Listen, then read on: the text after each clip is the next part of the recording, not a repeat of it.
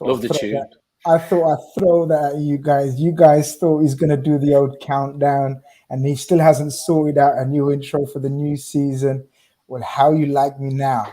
Look at that. Hope you guys all enjoyed that intro because I'm not gonna lie to you. That got me in the mood yesterday, just before, like the charity, just after the charity shield. You know what? This is quite a banging tune. I don't know what you guys think. Conroy, man, how you doing? I hope that. Oh yeah. Oh, definitely. Very good. Very good. It's a very good intro, Grizz. We saw it during the week. That looks great, mate, to be honest. Get us buzzing for the new season. But yeah, I'm actually doing good. Looking forward to chat tonight after yesterday. I know we said during the week it is like the charity shield and stuff, and maybe, be like a friendly of sorts. But I've got to be honest, I really enjoyed it. Actually, it was quite cool. The timing being a Saturday as well, giving you a full day to kind of evaluate it, break it down. So yeah, looking forward to chatting about it. To be honest, really, really looking forward to it. And for me, this is like the first we kept doing. You've done amazing, Grizz, throughout the summer, but this is like, it feels like we're back now because even after yesterday, we're on that kind of pathway to Fulham. So I'm buzzing. Yeah, look. Preseason's preseason, isn't it? You have some psychos, absolute psychos like myself that don't miss a second of every single preseason game. I even watched the kids play today, even though they were 3-0 down after about 20 minutes. But I watched every single minute of it. And then there's guys like Evan who not real too deep on preseason and the domestic trophies, but I want to get your opinion on how you feeling after the Charity Shield or the Community Shield. And did you get into it? Did you watch it? I just want to go on record and say that the criticism about me maybe not being the domestic cup enjoyer that the rest of you are, that might be fair. That might be fair criticism. It's linked. But it's you made this rub it's linked. But what's incorrect about that is that I'm a huge preseason advocate. I absolutely adore preseason. I love preseason. It's the only time watching a Liverpool game is ever just a casual, stress-free experience, pretty much, unless it's some dead rubber in the Champions League. Those are far and few between. But I am feeling great about our Community Shield victory, Grizz, to answer your question, and the context of how we won it and the context of who our opponent is has quite a bit to do with that, and I'm sure we will talk at great length about that soon enough. So you watched every single minute of every single preseason game? I've watched every single preseason minute. I have watched every single inside training. I have watched most of the press conferences. I'm an advocate. I might be the most pro preseason person on the panel, but it's okay. Ladies and gentlemen, I picked on the wrong dude today. I got receipts, Chris. I got receipts. You got receipts. That's what our handle will be changing this week. Evan, preseason lover. Yeah, I'm just gonna change it to plate lover, just because I love that big old plate. Sam, did you go? I forgot to ask you. No. I was in a wedding in the middle of a field about 700 meters high in Derbyshire. To be fair, the wedding was sick. It was a bit hippie-ish, but about 10 o'clock, the UK Garage came on. What's hippie-ish? It turned into like a Sidewinder festival, so I was having a big time. But you know what? I watched it, though, because we had a camper van, me and my wife and kids, and the signal was good. So I took my work phone, plugged it in, used their data, not mine, and I watched it on my iPad, so I got to watch it all. It was brilliant. I really enjoyed the day and the game. But yeah, I would like to have went, but you got to pick your battles, haven't you? And although it was a wedding on my side of the family, so to speak, it was I was never getting away with going. So keep it for Istanbul, I say. That's the best way. When you said pick your battles, I know exactly what you mean. And we've got plenty of battles to come. So you're right. Absolutely. People, do what Top Football Show says. Big up everyone. Smash the like button if you haven't already. We have a question for Evan. Sleeping Dragon says, did Evan get that moustache out of a cracker? It's an absolute belter. What is is this? What do you mean? Like, is this like a different type of cracker? Conrad, do you want to tell him what a cracker is and what's the context behind that? What's that? So it means like a Christmas cracker, Evan. So when you take that out. Oh, okay, yeah. So I know what that is, but like, Okay. So you So get he toys, likes don't it. you? He likes it. Yeah. That's all that matters. Okay. Thank you, You Sleeping get like a Dragon. That's all prize you in it. needed to say. It's like one of the pretend mustaches you get. Gotcha. Of course. Mutase Ali reminds us, evening, he says, congratulations to the Lionesses. Football finally came home, or come home. Football finally come home. Football finally home, come home. I thought I read that wrong, but he said it wrong, right? I was getting Yeah. confused. I said it right, yeah? I tried to make sense of his sentence, right? Not the other way It around. sounded a bit street, didn't it? Football finally came home. Come home. Do you know what I mean? Like just a little edge to it. Is writer. Football No, finally home, come it's when you type something and then you question if I'm going to say it, and then you say, no, I'm definitely going to say it, but then you forget you've left that in as well. I thought I was like, Level Scout says, what's good, the Redfellas mafiosi? So good, man. We're just waiting for the real mafia, the Don Mafia with his shirts. He's been in Sicily. He's been in Sicily recently, hasn't he? Exactly. We're just waiting on him. He should be here any second. Very, very, very normal. It's Love Island. It's the last episode. And people, if you're going to ask where Keith is late. He's watching Love Island, as the case is. Smash the likes as you get in. Smash the likes At this point, are we absolutely sure that Keith is not on Love Island? Because it just seems like the type of guy, with the shirts. It's very tropical. It's very. There's absolutely. I'm with you. Because I don't watch it, so I don't even know if he's on it. So people that watch it, is Keith on? He's on Yeah. Is Keith on Love Island? Vote Yeah. now in the comments. So it's Do you know what I mean? it's just like, you know what, at 10 o'clock on a Sunday he has to He be could, like, but if I have you to go on REDFELLAS. he definitely could be part of Love Island. I'm Oh, not even joking. 100%. Oh yeah. 100%. I like Vanilla. he's so Love Island. Like he is Mr. Love. You couldn't tell, man. Like he's got the looks, the height, the charm. I don't know if he waxes his chest. We'll ask him when he comes in, but that could be the only sticky point. But Conrad, he must be winning it because it's like nearly 15:15. So I know. it must be the last one. Also, I think we should highlight as well, Keith is not single and you have to be single. So just maybe add that in just in case he gets, one later on. Yeah. So that's maybe another reason he can't enter as well. Okay. Well, speak of the devil or whatever you want to call him tonight. Here he is, and you know what? Just because he's late, he's quickly taken off his Love Island t-shirt and put on a Liverpool t-shirt just to get back in the good books. You've not been watching it, that Tom. Do not lie. I've been watching it in my Liverpool top, of course. I'll put my uniform back on, shall we say? Yeah, I'll put my uniform back on now. The flowery shirts are gone. Love Island's almost over. Almost. You're telling me it's still not over? It will be over midweek. Like they've got the final, so don't worry about the weekends. So any of the viewers coming in, the reason why we were late and the viewers too is because there was a big vote just happened. And, fair enough. We let the viewers we let the viewers off. We don't know about you, but you've got your Liverpool top on, so you know how to get back in our in our good books. Just throw us that Liverpool t-shirt. Chris doing us proud on the big six football thing. You know what? I tried my best. No, I didn't. But I'm not going to say no more. Just keep watching the videos. I'm on hole 11 and I'm in second place at the moment. That's all I'm going to say. I can't tell you anymore. But guys, it's decent, but I can't say anymore. That's what I'm saying. So, but guys, come on, man. Let's get into the football, man. Football's coming home as the women's team proved, and obviously congratulations to them. And the men's football's back as well. When it's Charity Shield week, Evan, I was going to say to Conrad, but it's serious, and when it's Liverpool Man City, it's definitely serious. So despite it being called a friendly on technical terms, when you see the two lineups and when you see the emotions of the coaches and the players and the build up and the fist pumping and the pumping each other up, I knew this ain't no friendly. No, absolutely. On paper, it didn't look like a friendly. If you took a short sample of history from the last 5 years, you would know it's definitely not a friendly. And the game certainly didn't play out like a friendly. I mean, these are the two powerhouses of English football of the previous 5 years. So City are undoubtedly our biggest rivals in a quest for another Premier League title. And you could also argue they're one of, if not our biggest rival for European glory as well, despite their shortcomings in that competition. So yeah, nothing about it felt like a friendly. The only thing I could say that pointed to it feeling like a friendly was some players on both teams did not look 100%. But when is that ever the case? During the season, actually, there's a whole myriad of factors to why someone might not be ready.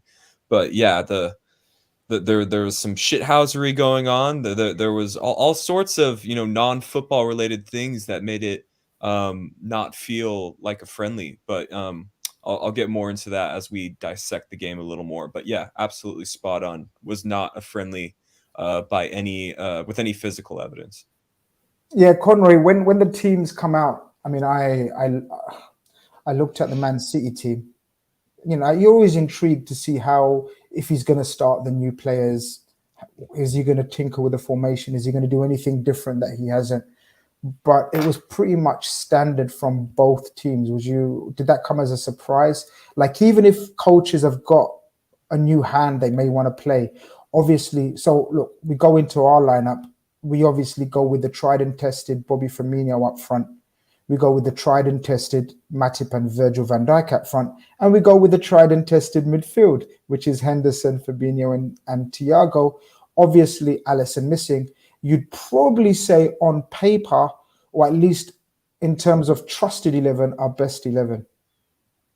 Yeah, no, I'd agree with that. I think we kind of called it, Grizz. I can't remember if you did, but last week I think it was myself and Steve said Firmino would start 100%. Yeah. Klopp's got precedent of not throwing players in straight away. I mean, we always talk about Fabinho, looked at his depth in his first couple of games with Liverpool. He's been smart at kind of judging that since then, or even before that, to be honest. So again, absolutely not surprised. And I think with Firmino's form in pre-season, he's gave us a little glimpse. He could actually, I'm not saying he's going to hit the same form, but he could do quite a solid job this year. Instead of just in spells like last season, he'd done it. So yeah, I was quite happy with that. We all shout for the roofs for Konate at times in the season. I understand that, but Joe Matip, I've said last season, if he's still fit, you're going to play him, and he trusts him. He trusts him, and you hear the way Van Dijk talks about him as well. So again, no surprise with that. And they tried and trusted in midfield. I think especially with Henderson, I know we're going to break the tactics down and stuff, but I do think I'm going to just give Klopp maybe presumed credit here that he probably realised with playing Haaland, who's not, let's say, the most experienced presser, that there would be space at times down the wide areas, maybe Robbo, but especially with Trent and Hendel down that side. So I think he did kind of look at that as well, that could have been an area to hurt City. I think that was maybe in the decision-making to why Hendel started as well. Obviously, he's competent to that position. But yeah, I was pretty happy with that lineup and look forward to the game. It was interesting that Pep went with Haaland. I did find that interesting, to be honest. Because I feel like they are similar managers in the same, like they're both stubborn enough not to just buy a signing and they automatically go into the side. So I was a little bit surprised Haaland started, but you know what? It is what it is. Yeah, Sam, their lineup was without doubt their strongest lineup. And that's when you know that neither side are taking this as a friendly. It's more of a lay down a marker, psychological boost. Put it this way, you'd rather be us going into that first game than them being in the first game. Would you say even that's an advantage? Yeah, it's the same every year, isn't it? City always have a little bit of a stumble early on, or at least look like they might stumble. It's Pep's tactic, isn't it, to peak and maintain the consistent levels from sort of Christmas onwards, whereas Klopp's about, I think last year and even the year before when we were trying to retain the title, you can see Klopp wants to attack the league and do what we did in 1920, where we go out there and put it down a massive points tally and say keep up.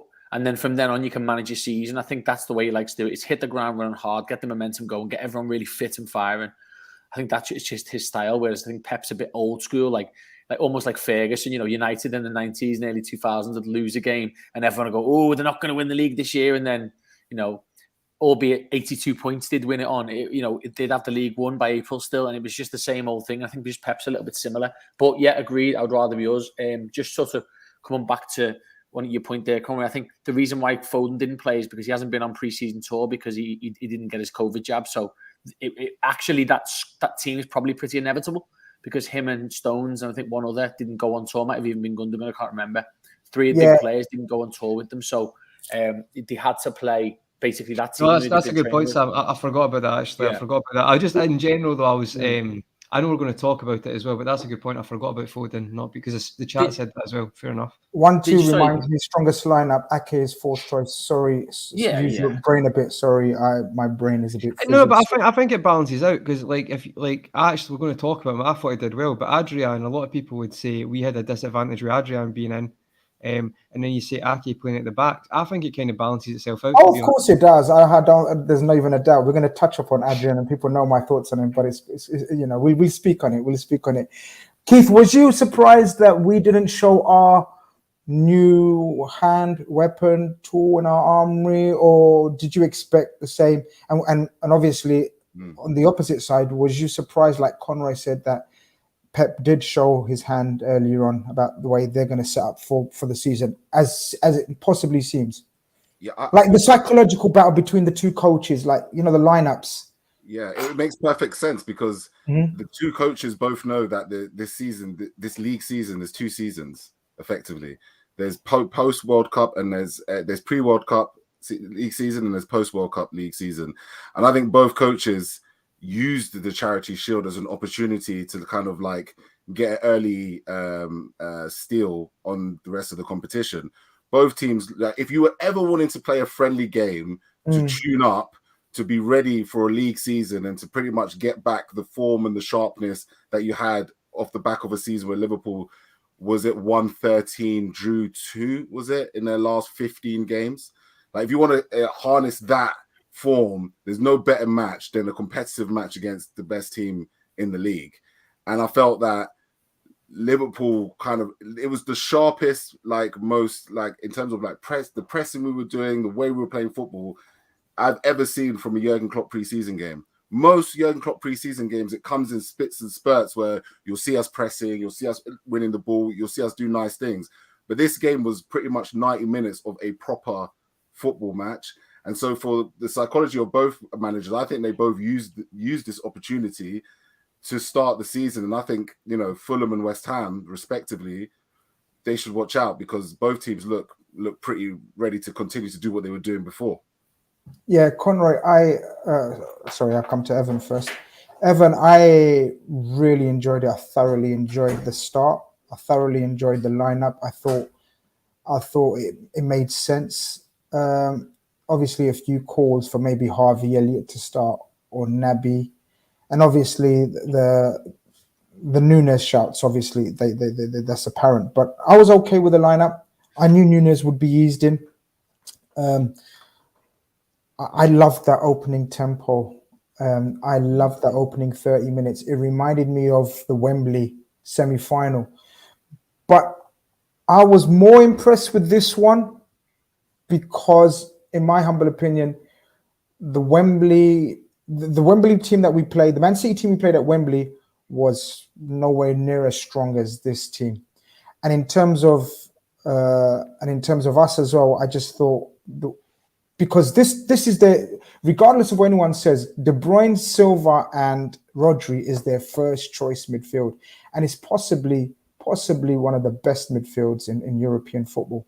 They very rarely get dominated like they did, in my opinion, in that first 20-30 minutes, and that was testimony to R3 in midfield, which I was critical of. I don't know if I was on a show with you where I said I'm a bit critical of R3 in preseason. They need to show more energy, and obviously I was being a bit early because it was early doors in the preseason, but I wanted to show the best image of themselves, and I thought in that first 20-30 minutes, especially Fabinho and Thiago, showed the best version of themselves.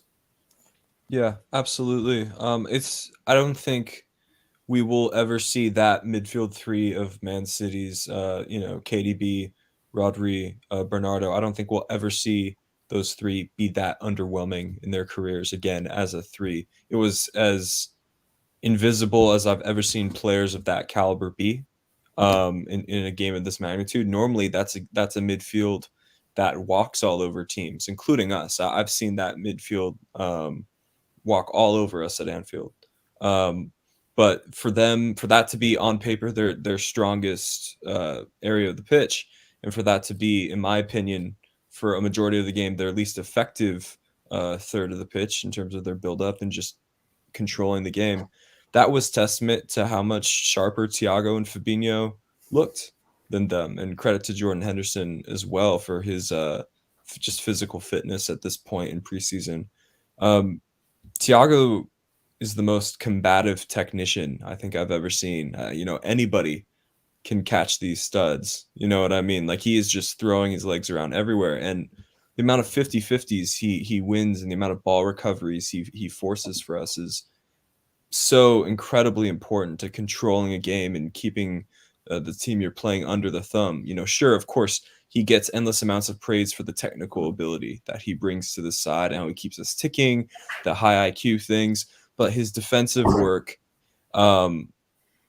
goes under the radar. And I think partially is because at the start of his Liverpool career in that turbulent season, it became, a joke of how quickly he would pick up a yellow card from a rash challenge in a game. But he seems to have learned the pressing triggers better. So he's no longer forcing himself to be in situations where he's not pretty comfortable. He has a good chance of winning the ball back. So I was incredibly impressed with him. Fabinho, right place, right time. That's a type of IQ you can't really teach. And again, it just sort of confirmed to me as I watched them dominate that 3, Grizz, that you said, City's 3, which is so impressive. It's exactly how I felt 365 days ago. If we can keep these 2 players in midfield fit and firing together consistently, then we will win the English Premier League. That is the single biggest determining factor. And I had also noticed maybe some rustiness, maybe them not affecting the preseason games as much as you would expect players of that caliber to. So like you, I was relieved to see them put in a really impressive shift against, in my opinion, probably the best team in the world. Mario says, for the 30 minutes, it was just really intense from Liverpool. I wouldn't call it domination. Not like Liverpool were creating chance after chance. City just couldn't get going with their build-up. I think that's a fair assessment. And he may be laughing at my assessment of total domination, but he makes sense there. And Conroy, but saying that, we did have a couple of chances, and even to create a couple of chances against what usually is a very organized, very structured team, because Pep, despite what people think, he's one of the most organized coaches. Like, his teams are organized and structured, and we had to do well to impose our game, and B, at the same time, whilst imposing our game, disrupt their game. And that's what I always say is it's very easy, not very easy, it's far easier to do one. You can either go and play your game and then concede chance after chance and let them have the ball, or you can just totally stop the other team from playing and not really be able to play your game. I thought we got that balance just right in that opening 30 to 40 minutes. And again, I think it was really down to the midfield and a certain Mohamed Salah. Yeah.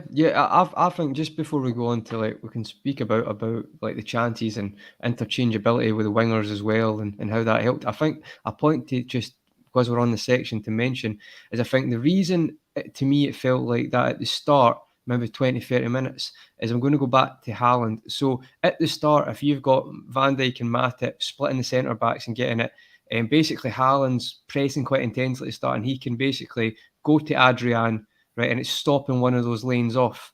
And therefore, City's shape to go to that section with KDB and obviously Bernardo and Roger in the pivot, it allows them to kind of keep us in, and it can kind of be like that both sides. But I think what you've seen after 30 minutes, Chris, is Haaland's not a known presser, or he's not like amazing at it, like as you said, Sam, like a Foden. So what happens is eventually that's like a half-hearted press towards Adrian, and then they can play around him to Matip, and then it allows spaces either way. Because I think what you've seen Pep move to like either I call it a pseudo free with Grealish and Mahrez coming in the middle as well. But he basically had to keep tinkering, and eventually had to put De Bruyne up with Haaland to press our defenders. But when you've got someone with Van Dijk and the passing ability, he could just easily feed it into Fabinho and Thiago. And that's why I think when we're thinking of the players of that game, we're thinking of Fabinho and Thiago in midfield, how they had so much space. But I do think it's because of that just genuinely our team knows how to play that way. And I think the fact that Haaland has not, let's say, incorporated that so well, definitely think is a reason that after 30 minutes, we found more space. So I just wanted to make a point of that because I looked into that a little bit, and I do think it's an interesting one. I think it'll be interesting if we play them. I can't remember when we do in the league. If Haaland starts, because I don't think October the 16th. We've voted 100% after watching that. But it's just an interesting little point I wanted to make. But with regard to Salah's performance, I thought he was outstanding, and you could just tell that we mentioned the interchangeability with Trent. We mentioned Harvey Elliott, Salah and Trent last season as the triangle, but I think even at times you've seen Trent bombing in that central position and allowed space for Salah out wide, and actually thought one-on-one he looks so sharp. And he doesn't always, I'm not saying he's always had great spells, but sometimes he does play it back, let's move centrally and not take a man on all the time for someone who's so rapid and actually quite good at beating players. I thought he looked very confident, very self-belief through the roof, as why would it not be? And I think you could tell that getting the contract signed sealed when it was, Grizz, I think it's just he looks sharp as anything for this season. Sam, tactically, did you see anything different from the two teams, or did you think it was meant to be just this way? Let's just get this encounter out the way, sparring, bit of a sparring session, you call it. See if anyone's got anything different. We know each other inside out, both coaches, both sets of players. Haaland and Nunes were the new X factors. Haaland starts, Nunes doesn't. The rest we know each other's game inside out. Did you see anything different in that opening half an hour, 40 minutes that gives you hope in terms of going into the season? And did you think, or was you, they're a little bit undercooked, we're more up for it, and that's the reason why? Or was it tactically something different? Well, first of all, it's an absolute myth that Man City play a 4-3-3. It's an absolute myth. They've been playing 4-2-3-1 for years. And last year, they played more like a 4-2-2-2 in a different sense. Kevin De Bruyne doesn't play centre midfield. No. Watch Man City. When they haven't got the ball, he's one of the highest pressers in the team. He does not play centre mid. He does not play the same position as Bernardo Silva does. He does not play the same position as Rodri. He's not play anything like Henderson or Thiago. He's a false 9, number 10. That Sky just like to line him up on the right of a 3. So everybody says De Bruyne is a midfielder, and he's compared to Henderson, to Kovacic and all these players. He's not the same type of player. So when Man City last season had Foden and De Bruyne as basically 2 10s, it caused absolute chaos. And the lads off the side came in and just reaped benefits, whether that be Mahrez, who was their top scorer, Jesus, who still bagged loads of goals, and Sterling. So first of all, for me, I think Pep was kind of having a look at how that system would look with more of a 4-4-1-1 or something similar, or even a 4-2-3-1, but with Haaland on top. Yeah, like and as you boys have just said then, it didn't work. I am convinced Haaland would never have signed for Liverpool, even if he wanted 200 grand a week. I just don't think he's got the dynamism to play as a pressing forward. I just think he's a monster in the box. So it might work for City, but I just don't think he was ever on our radar as a player. Do you know what I mean? A bit like, Ronaldo would never have played in Barcelona's team when they were peak. As good as he was just the wrong style of player for them. So I thought that was a bit of a tactical gamble from Pep, and it didn't really work against us, did it? But what I did think, the tactical thing that I saw differently from City was I thought they lacked pace. Sterling and Jesus are quite quick. Foden's obviously rapid, but Mahrez isn't really that lightning player anymore. He's trickery, isn't he? They lacked pace. So we were high up, and every time De Bruyne tried to play Haaland in, he was offside because he was going too early. He's not used to the intensity. So I just thought that tactically, we were so much more closer to what we usually do.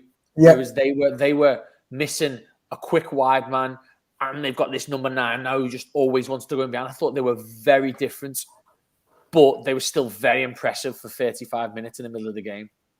Yeah, no, they were, absolutely, because after that initial... Well, we take the lead, Keith, and we can start off by talking about the goal, and we can start, possibly, this is the time to bring in Trent Alexander-Arnold into the conversation. I said he looked like a man at my halftime tweet. I didn't want to tweet too much because I didn't want to give away that I was really excited and pumped up over a charity shield, and because before it I was saying whatever happens, who cares? I just want to see a good performance and no injuries. But when I saw the intensity of both teams and the efforts and the passion and the desire to get stuck in from both teams, let's not get it twisted. Man City weren't strolling around out there. They were trying to keep up with us, and vice versa as well. I said Trent looked like a man, and I left it at that. I don't think I done him enough justice, Keith.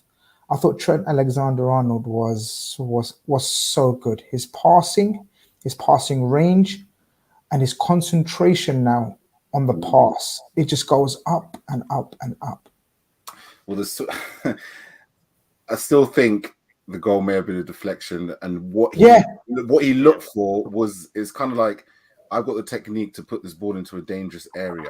It could be a goal, someone could flick it, whatever. But the technique that he puts behind it is out of this world. No player does it in world football. You know, he's a very slept-on talent, which is beautiful for us, to be honest. But you know, he's bigger, he's stronger. He's more aware of the surroundings of players in and around him. You know, he does go to sleep from time to time, but he's always going to have that issue because he's never naturally the defensive playing right back. But his understanding of what happens in defensive situations, particularly to cut out passes, is you can see it. It's evident in front of your eyes. Yeah. He reads the game so well, and it's crazy. It's quite incredible to think that he's still improving. One of the things about with the goals in general is one thing that Fabinho and Thiago do so well, and probably has been an evolution of Klopp's side, is the midfielders spraying it from side to side. So, you know, we always used to Robertson and Trent spraying it from side to side, right? And we always say that the switch of play causes problem. In this game, Fabinho and Thiago kept clipping it from one end to another so many times, and actually it was a Thiago pass, that switch of play, that causes the overload on the right hand side and gives Trent the space to hit that ball. It's a very interesting thing. It's almost worrying because I echo Evan's point in that we don't have really players who else that can do what Thiago and Fabinho do. In that Fabinho has a particular style. You know, he kind of goes over the ball, clips it when he's switching the play. Thiago does it, and it's so effective for us because of the amount of quality we've got in those wide areas. Like, you imagine in one area, you've got Trent Alexander-Arnold, Mohamed Salah, and Henderson or Harvey Elliott. On the other side, you've got Luis Diaz, Andrew Robertson, who's I think is going to pick up a lot of assists this season, and playing with Nunez, right? And obviously Thiago on that side. So you've got so much quality the minute you switch the ball either way that the quicker you can do it, the more space you can find, because the defense will have some time to set, the more damage you're going to do. And I think we're going to score a lot of goals like that this season, to be honest. I think, Evan, I think, the switch of play was evident, and I think it's something to do with the way Man City set up, like Sam says. You know, having Grealish and Mahrez having to double up on their fullbacks, you know, they're not used to it. Grealish wasn't definitely not used to Aston Villa, and it's a whole different ball game doing it against Liverpool as well. And then Mahrez as well it's not his biggest strength doubling up on fullbacks. And they definitely had to double up this game because the way our wingers started. Did you notice, like I did, that Mohamed Salah played much more wide? Like, he didn't come in, he hugged that touchline. And the one who made the inverted runs far more was Luis Diaz on the opposite side. Is that something to do with the way Trent plays on the opposite flank as opposed to the way Robertson plays on the opposite flank? Do you think that's intertwined somewhere?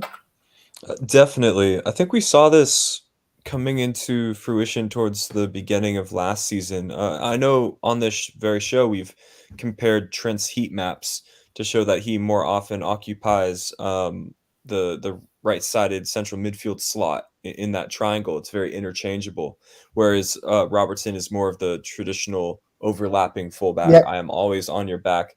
And you know, we do this to maximize Trent's quality. We do this to create room for Salah. We do this to make sure that when Salah is getting double teamed, as you mentioned, he has an easy passing option. So Trent making inverted runs as opposed to overlapping runs, it works because we end up getting all of his midfield qualities out of him. So we don't need to have this should we move Trent to midfield discussion every summer.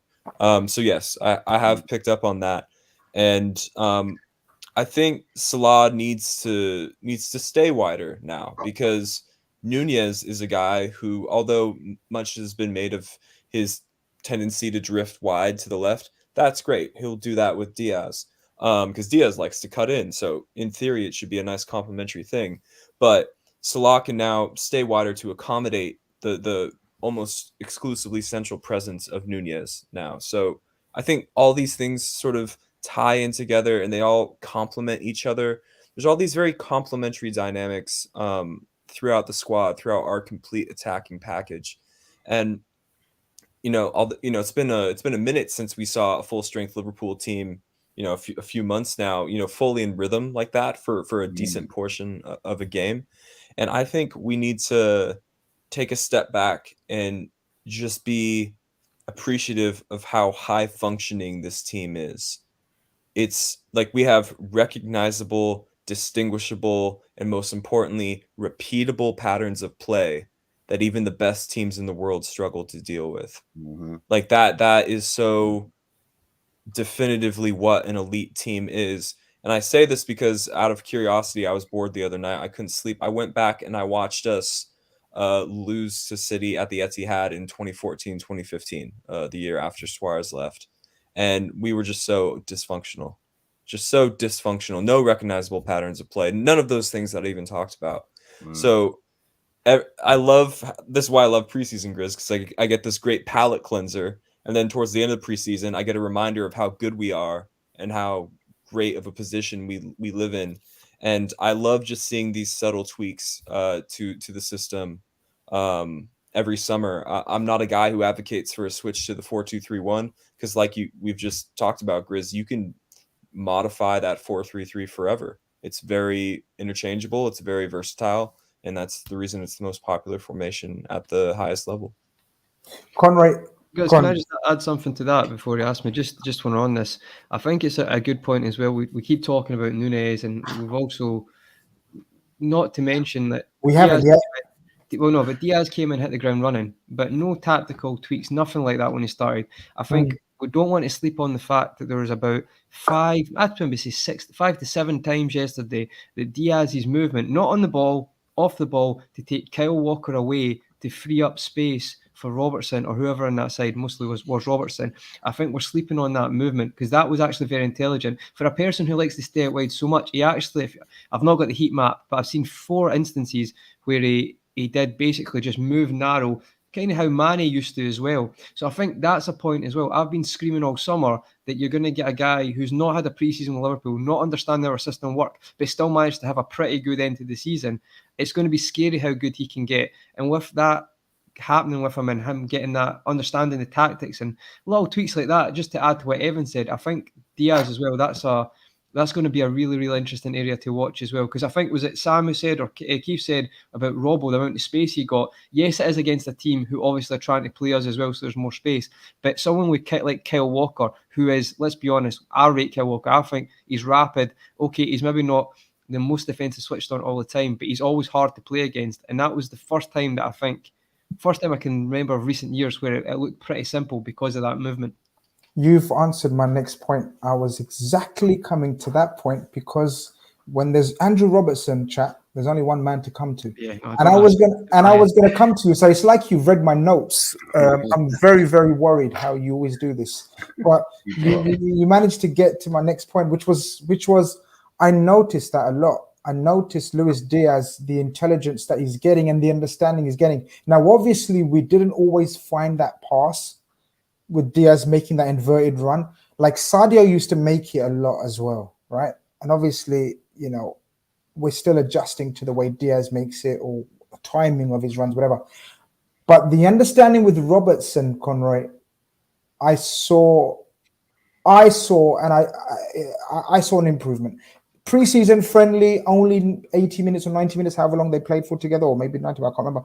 I get all of that, but you can distinctly see the patterns, like Evan's saying. You can see the idea and the pattern of play. Not necessarily the execution at this stage, because it's fucking pre-season. The season has started, but the pattern of play is there. Salah is to stay wide as much because he looks like he's in the mood to tear anyone one-on-one. Like literally, Cancelo for me is possibly top 3, top 5 fullbacks in world football. And Cancelo didn't know what side his arse was on, right? Because Salah was in the mood.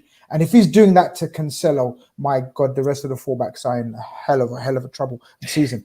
But on the other side, and Trent was coming inside, and I was gonna come to Sam about the Hendo debate, but Robertson, I saw energized, reinvigorated, all of that from Robertson.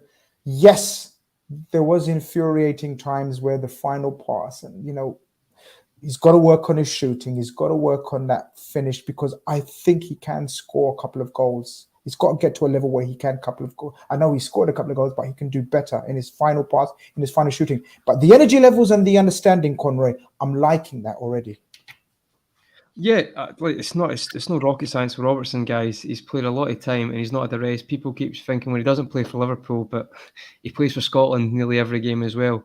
So we keep talking about Salah and having the rest without going to the World Cup this year. Robertson, you could tell he needed a couple of weeks off. And sometimes, listen, there's a debate. Tsimikas is class. I get it. Like, he's top talent. But I think the reason Klopp loves Robertson is he knows when he's at it. It's literally the 89th minute and he's still bombing up. Like, that's not normal. Like, that isn't normal. That I think some people just can't be that fit.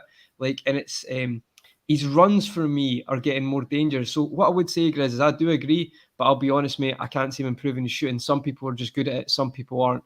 He's got more assists than John Arisa ever did easily. So you should maybe say John Arisa should have been better at assisting or crossing, because it's either side. But I get it. He needs to improve that side. I do get it. But what I would say is, it seems that he's even improved his movement because he's getting more central at times. He scored lots of goals like that or had chances like that. But that game specifically, it was like, because there was so much space with Diaz's movement, he just bombed in there. And I think it's a good sign for things to come. I think that will improve. See, in games like that, see when Robertson shoots, right? Usually he never shoots, so I'm not annoyed. The problem with that chance was Salah was wide open, and usually he's good at that. He usually actually looks for the pass. But then, let's be honest, if Salah missed the open goal, then scores, gets the assist in the last minute, does anyone bring it up? No. So I don't know why we're bringing up Andrew Robertson, to be perfectly honest, because he got the winning assist. Just to wind you up, look, Conor. No, it's not. It's the way it goes. Some players don't. But I do get what you're saying. I do agree with that point. But what I would say is that relationship with him and Diaz, with fully energized Robbo, I think could be scary, especially against teams who are going to play a low block as well. So we're going to have much more of the ball, just to it's not a case of even on transition, it's just to pen them down. And I think with Diaz getting more clever tactically, it's going to allow for us. I saw a few times as well, Grizz, that Robbo, he's done it in the past, and I used to always wonder why he does it, is he comes in where Diaz was or where Sadio's been in the past, like at the left side. But I think you can tell he does that now is to kind of give Diaz the space. So he'll just make a kind of passenger run into the box. So I think what's going to end up happening is, to me, it seems like they're working on alternative options.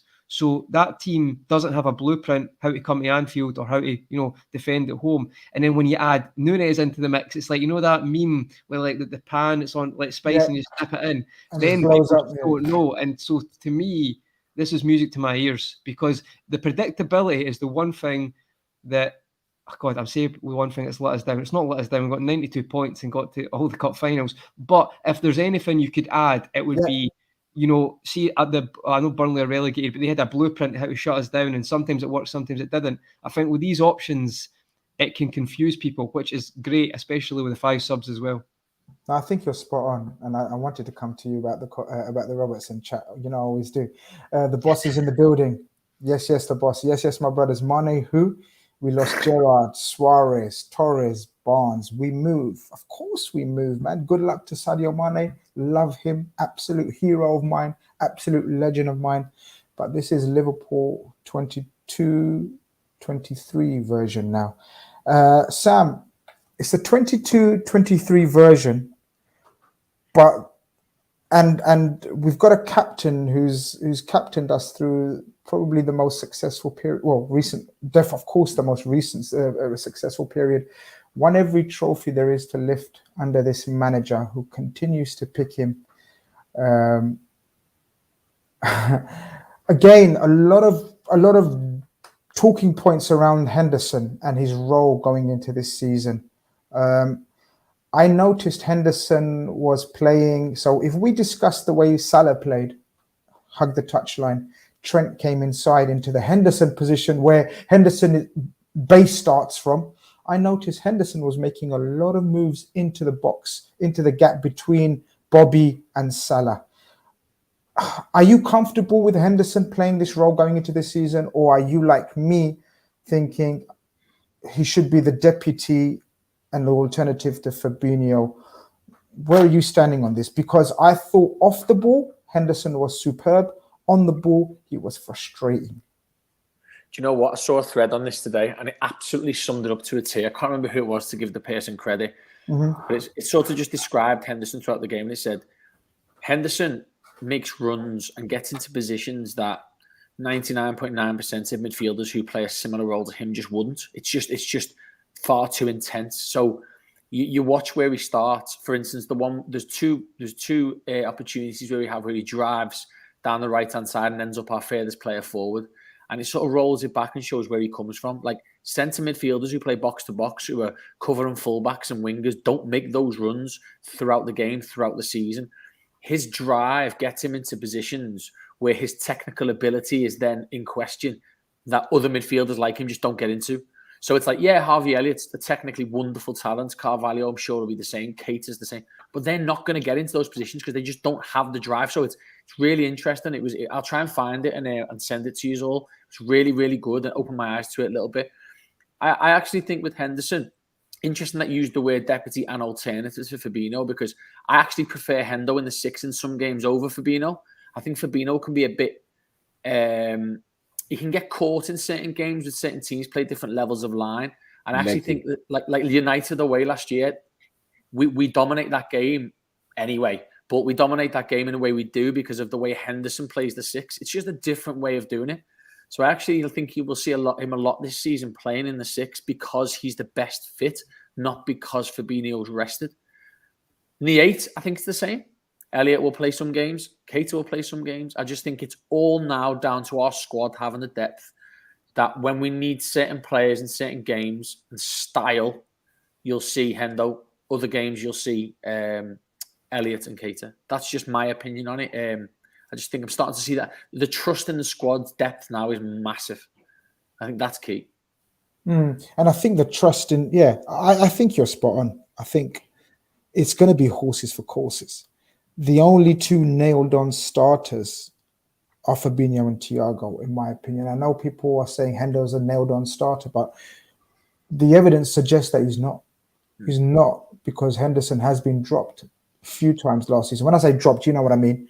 Whereas Fabinho was only rotated mostly through injury, if I remember correctly. There may have been a few times just in terms of later on when there's a lot of games in a short space of time, but mostly through injury. And I think I agree with you. That right side is a toss-up between...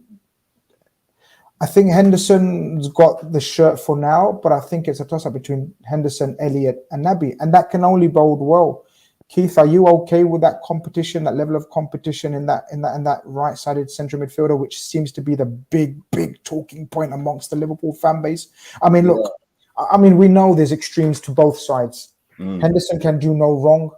Henderson shouldn't be at the club. Of course, there's a middle ground, right? And I think even Jurgen Klopp sees that middle ground, lads. I genuinely think that, because he doesn't pick him blindly in every single game, but he picks him in certain games and scenarios where he thinks his captain will do a job for him. And I think off the ball, it's one of those games where if you were at the game, you would have seen what Hendo done for fucking 90 minutes or 80 minutes, as the case was, whatever.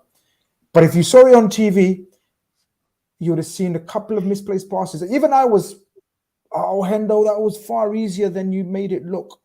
But then the effort and the drive to get in the positions, like Sammy says, I don't think Elliott and Naby have got that. No, I don't think. I'm more interested to know whether this licensed 8 position isn't moved around the pitch a little bit more this season. I've fascinated to see the day that Jurgen Klopp toys around with giving Fabio Carvalho almost a free option as part of that, and play with the 2 and give Fabio Carvalho the free option. Similar to what he done with Harvey Elliott as well. I think that particular area was played in a certain way once upon a time, but I wonder if Klopp will toy with the idea of having that advanced forward, but on the left side of midfield, because it's always been on the right. It's always been the triangle of Trent, Henderson, Salah. But what about on the other sides?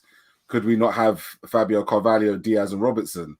And the forward could be on that side, and you start creating triangles and allowing that midfielder to be more advanced. So, you know, evolutionize that area a little bit. So I think it's definitely going to be up for debate. But up until then, I don't think Jordan Henderson does anything necessarily wrong. I love the point, Sam, you made in terms of he is the kind of guy who gets into situations that his technical ability just doesn't always afford him the result. But there's been plenty of times where his technical ability in situations you wouldn't have thought he'd pull it off from has turned into brilliant assists as well. So, you know, he's always a very useful hand, but it's a part of the pitch where it's been thrown. He almost kind of advocated for that position in the first place when you think about it, because he was the one that knocked on the door and Jurgen Klopp and said, I am more of an 8 than a 6. I don't want to. I want to be given more creative freedom, and he's kind of made that position relevant for today, right? Because now it's still there, it still exists, he still holds it, but he's got Harvey Elliott coming in. We once upon a time, Klopp used to play around with Coutinho, right? Coutinho used to play as I suppose that similar type of robot on the other side. So I wonder if Klopp will change it around again. But it's a really interesting position at Liverpool, because I do think we do play with the two now. Fabinho and Thiago, I think, are the two. It's not a 3 like it used to be. I think we've discussed that multiple times. Well, I think Sam's right then in that case. Just very like how we described the City midfield. I think how Bernardo and Rodri play as a 2. I think it's very much Fabinho and Thiago play as a 2. Exactly. And so now you've got in this situation. The other thing about with the 8 position as well with Henderson is obviously as a trigger press that he does put volume of the pressures. May not necessarily mean he may always win the pressure situation, but he is a volume guy, and it's going to be very hard to replicate that level of pressure. So I think the next crew to come up, they need their time to be able to implement that same type of intensity, because it is an intensity that ultimately wins us the ball back in high positions, and it's a playmaker without necessarily being on the ball. It's on a the ball.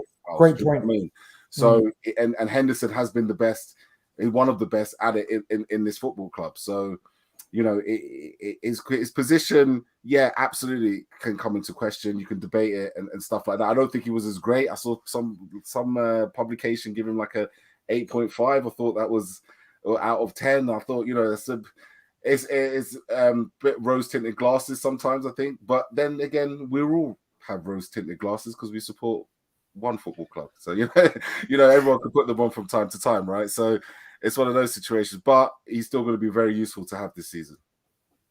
Evan, the one player we haven't discussed, with a couple of players we haven't discussed is Bobby Firmino, who was selected as the man in the middle, false 9, call it what you want. Bobby played the way he plays. I think it was a smart move the way he played. I think he disrupted. He didn't let Rodri and Bernardo get on the ball at all. He's the chief instigator of that, I believe. Bobby's still going to be crucial, right? All this talk about him wanting away, clubs coming in for him or whatever.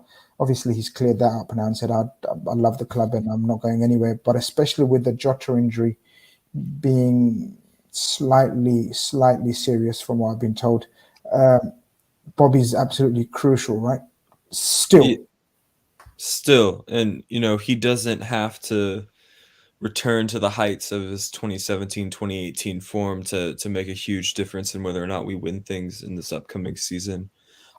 One of my biggest takeaways from the match was that our complete attacking package, which we got to show on full display with our substitutions and who we started with, looked much more well-rounded and versatile than Man City's. So, and Firmino obviously plays a huge role in that, because we talk so much about how unique he is and how much of a curveball he can be.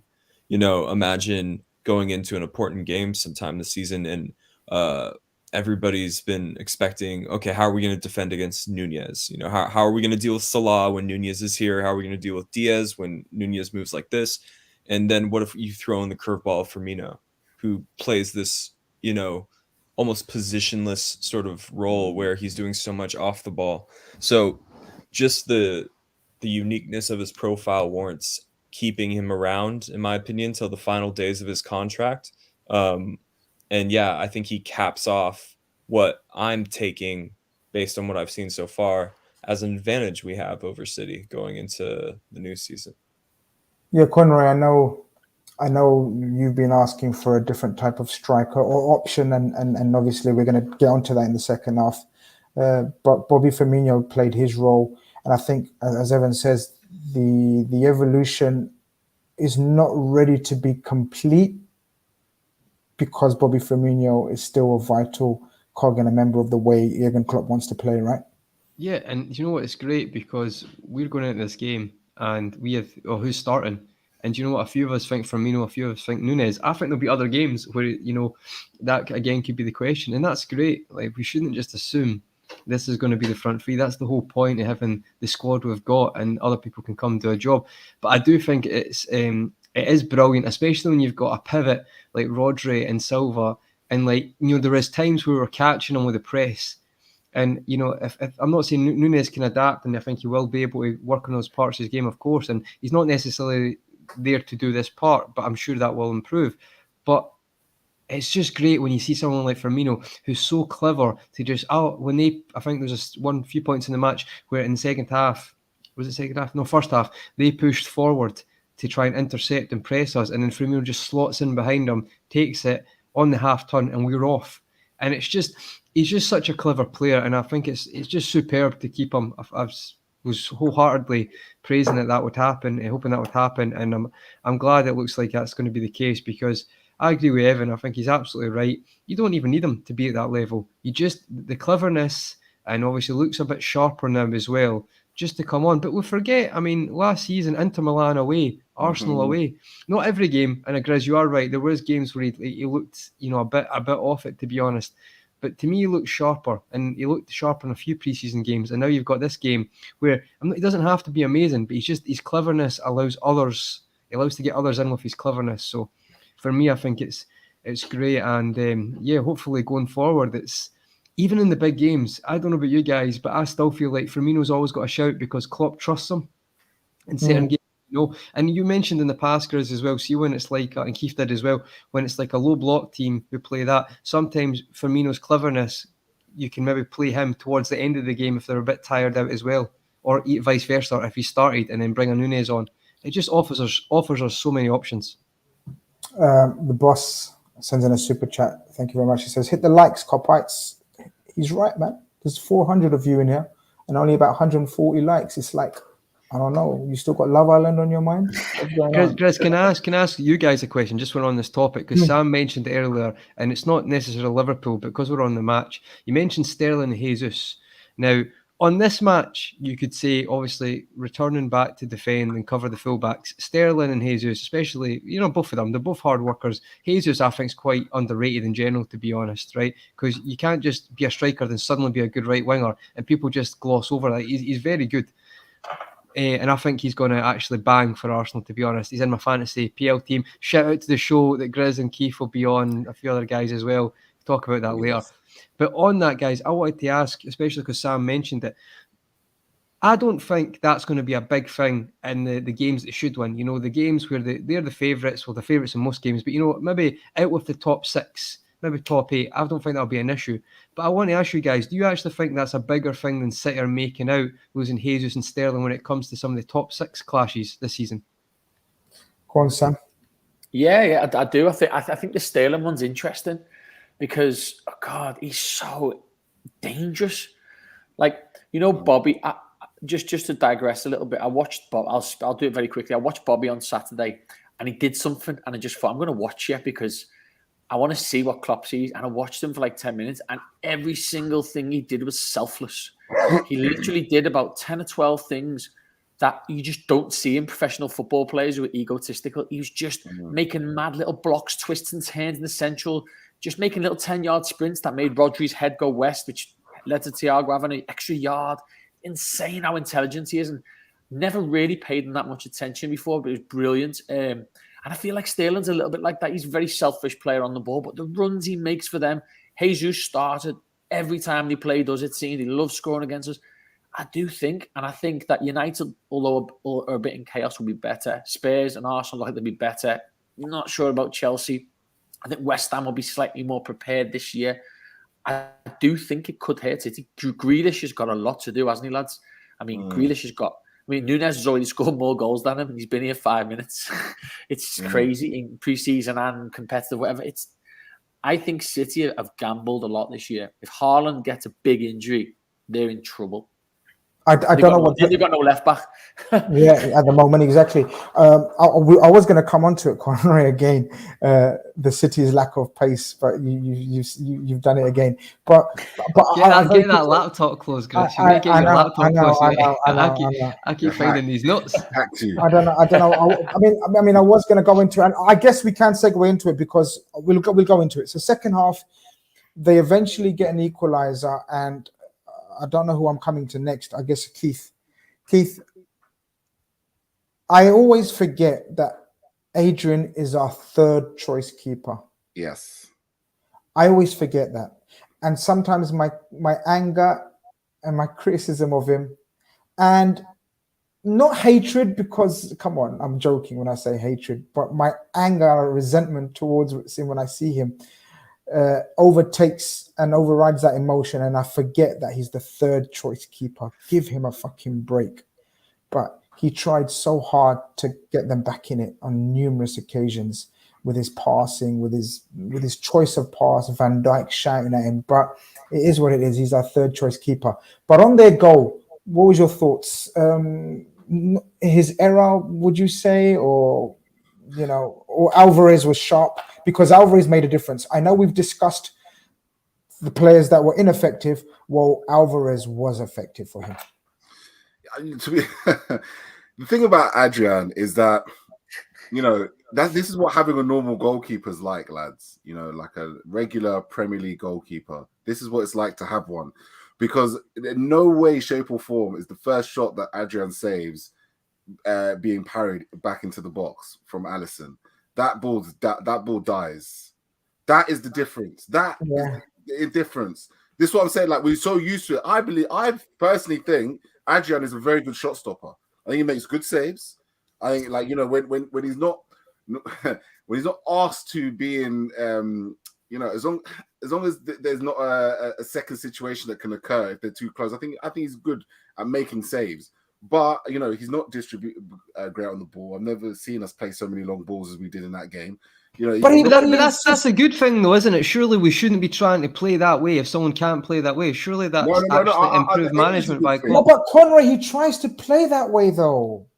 But I think he's all right. I think the problem is it's like the Henderson thing. People love to hate this guy, and he's literally just trying. If you got offered that opportunity, you would do the exact same thing. And he's never lost a final. He's won 2 finals. So I know what he is, and I accept that. And he had 2 hands on the ball as well, by the way. Is that real change? Because I'm sure he had both hands on the ball. So technically, if that was Alisson, would we not saying, why is that? Apparently it has changed, or apparently the rules suggest that you have to have the ball under control.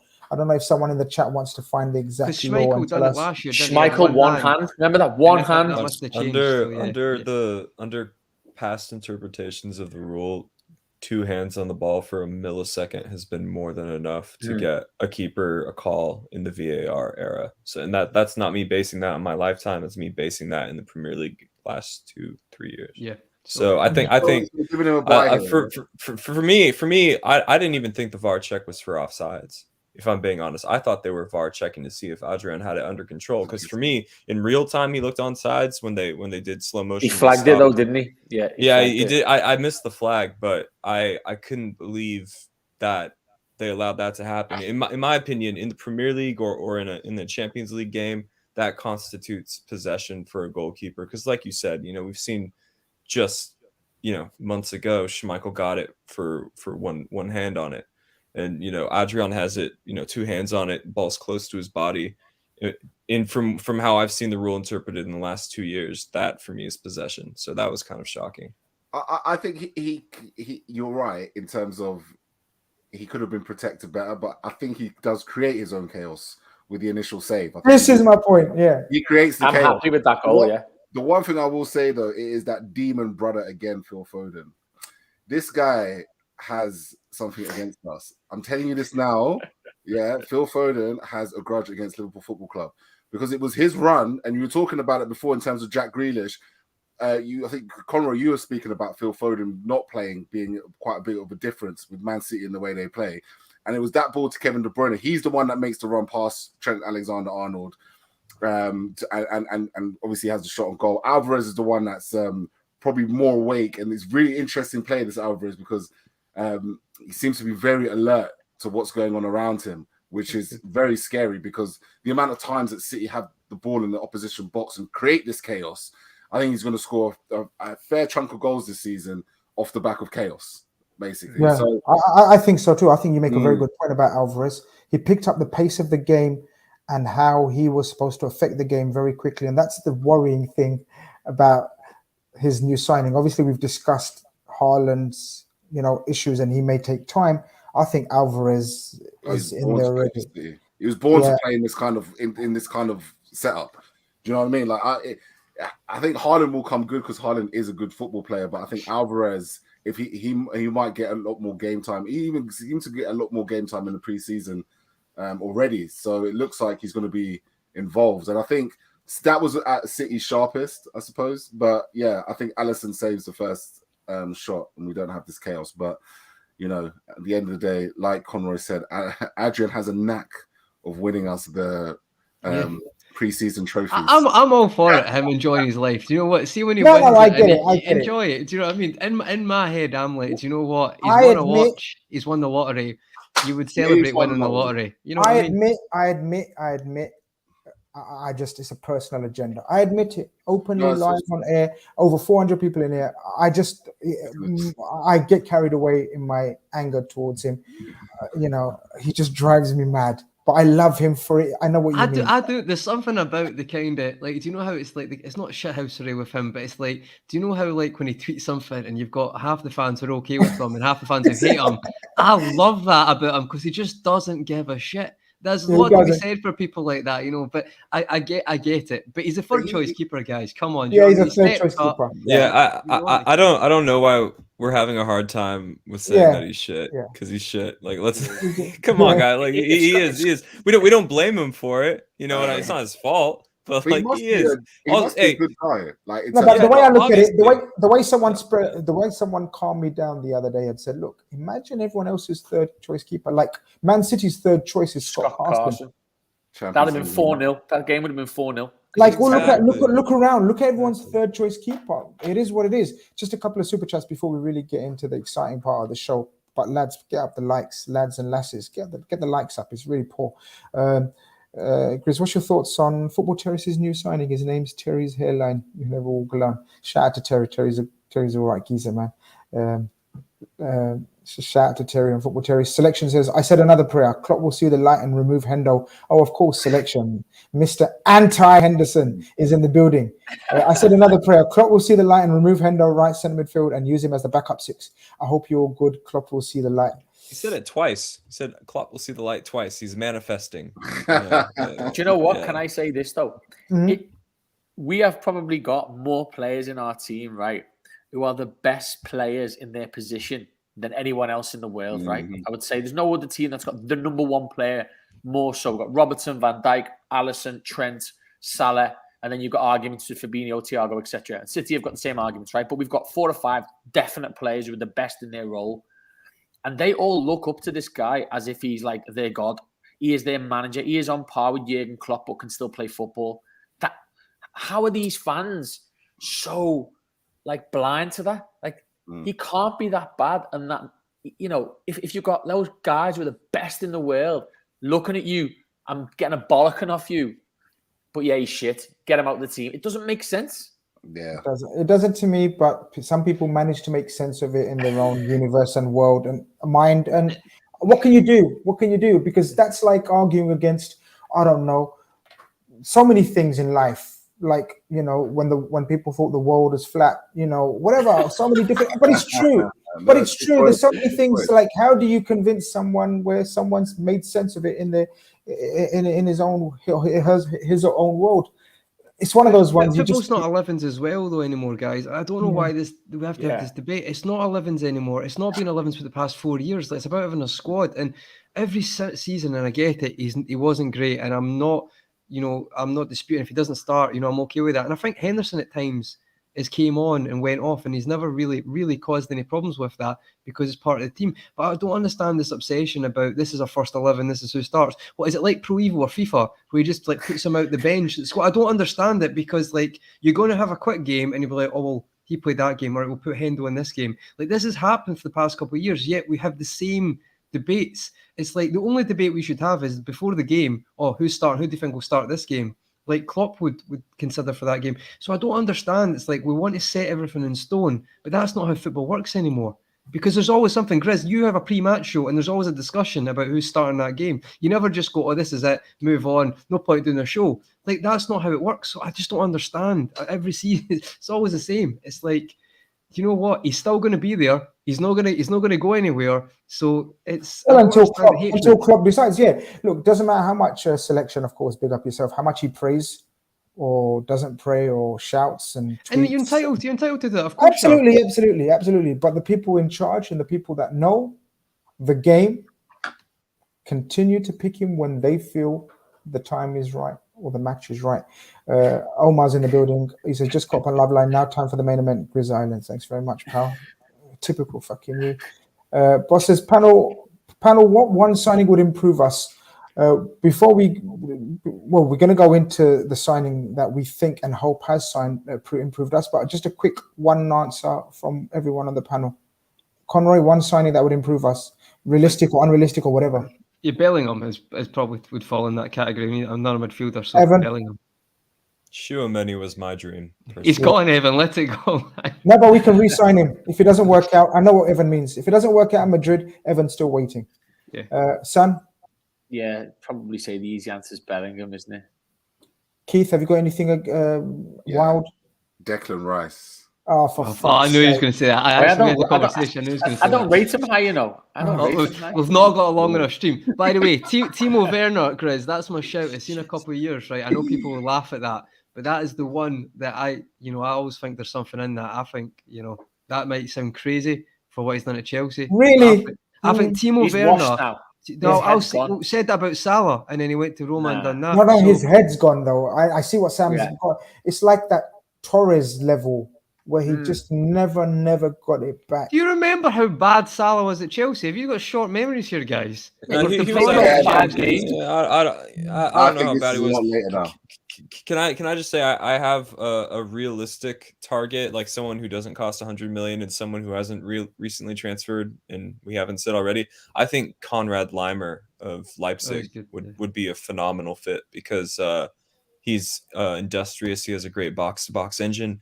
Apparently, he was available to Bayern for the 20 to 30 million range from Leipzig, but they went in a different direction. He can also play right back, which is very important. Shout, Evan might be too young for this, but I don't know. Slap me if it wasn't too young for this. He's so much a young James Milner. It's unbelievable. Yeah, like, that's a good shout. He's so young, James Milner. Yeah, the only question mark for me over Konrad Laimer is there's a bit of an injury history there, but if we can make peace with that, I just think for the price, for a guy who's ready now, guy who's versatile, guy who can come in and push current right central midfield options. Is he good enough though? I think he's fantastic. We're buying players now that are Nunes, that are Thiago, that are like Bellingham. That's how good we are. So I get the bar. Yeah, no, I get that. Our policy is if they're not Chouameni or Bellingham's level, we're prepared to wait. And that approach has gotten us very, very far in the world of football. But if we were just looking for, it feels cruel to just call him a depth option. But if we were looking for someone in that 20 to 30 million pound range who's 25, 26, ready now, versatile, has good attributes, I think he would be a good shout. And like a James Milner replacement, if James goes, not to say that, but look how many games he still plays for the team. I think that's a really good shout, Evan. I think he's obviously plays for a Leipzig team who press as well, so it's a good shout. If anybody, thank you, Conroy. But if anybody is unfamiliar with Konrad Laimer's game, go look up the highlights from Leipzig's demolition of Dortmund away in Dortmund. Him and Nkunku just tore Dortmund apart. I thought this was your chance to plug your channel and your amazing short videos that you do. So maybe have you done one on Conrad Lima? Maybe plug that and we can go from there. Yeah, yeah. So, guys, check out his channel. You just told me to plug it, and now you're doing it for me. Do you want me? Do you want to do it, Chris? Do you want to do it? Go on. Okay, cool. So, please come check out my channel. I'm the social media influencer, though. But go on. That's in the description. Stop! You're social media influencer. You're making me laugh. I'm trying to do this. I just thought I was going to carry more weight. But go on. Okay. Grizz and I would like to let you know that I have a channel where I dissect players and talk about numbers and boring shit like that. So subscribe. It's brilliant the way he does it's it. very good. Very good. Absolutely, It's as good as his drafts, and his drafts are the best in the game. Well, we need to discuss that because this week we've got nothing to talk about until Fulham. But anyway, Trez Fresh reminds me, I forgot his super chat. Thiago and Fab ran a pivot. Of course, we discussed that when Hendo went more forward. And I think there is an element of that. As Sam said, we end up playing as a double pivot. And that relates to Keith's point as well, Grizz, about if you maybe see a Carvalho. We've got to move on. O'Connor, we've got so much to talk about. The boss followed up with his favorite signing, Bernardo Silva. Yes. Well, that's the answer right there. He is class. He's a wanker, though. Absolute wanker, and we don't sign knobs. But that's how good he is. That's how good he is. That's how good he is, right? You detest him, but you'd still take him because he's that good. He is the player at City, but people only see the Flowers players. He's the guy, I'm telling you. Oh, yeah, absolutely. And then Selection sends in a super chat. Henderson is decent, but it's quite evident he ain't the guy for the right centre midfield. There's better options as well. That's the frustrating thing. His first time hoof back post, cool, but we're moving past that. So we've discussed all these things. One signing that we have brought in, I'm going to come to Evan first because he may have to go off in a few minutes.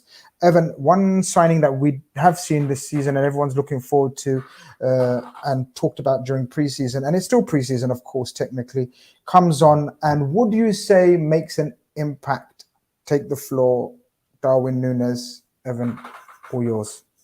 Yeah, absolutely. And what I noticed immediately that he brought just with his off the ball movement was all of a sudden the crosses were on. Whereas maybe in the first half, I thought Trent and Robertson would have, they're a bit hesitant. Maybe they're used to the constant presence of Mane or someone to aim at.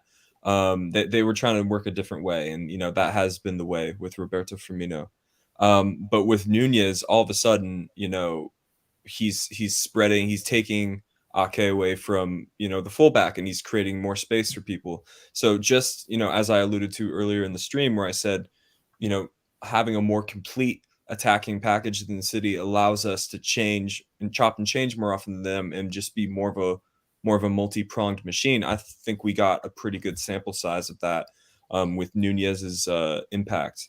And, obviously it's a different type of thing. Maybe Ake doesn't feel like at any moment he can get burned for pace by Roberto Firmino. He absolutely has to be on his toes. Him and Ruben Diaz absolutely have to be on their toes because Darwin Núñez is probably stronger and faster than both of them. So it's an entirely new dynamic. It's a target man. It's a willing channel runner. The tactical implications are fascinating, and this is what we wanted. I know the media has billed it as Núñez versus Haaland, but for me, it's less of that, and it's more like which of Liverpool and Man City adapt to their new signing better, rather than those two players facing off, Ronaldo versus Messi style. Yeah, 100%. I agree with you, and I thought we saw signs of it, Conroy, in preseason. People obviously jumped the gun with the comps and everything, but we saw signs of it, and we discussed it. That fuck the comps off and kids on Twitter and whatever. But look at his movement. Look at the chaos. That's the word. Look at the chaos he's causing. And to me, as an absolute layman, just a football enthusiast, right? Like ourselves, of course, you guys know far more. But even to me, like a layman, I saw the Man City defensive line retreat 10 yards when they didn't want to, when they don't.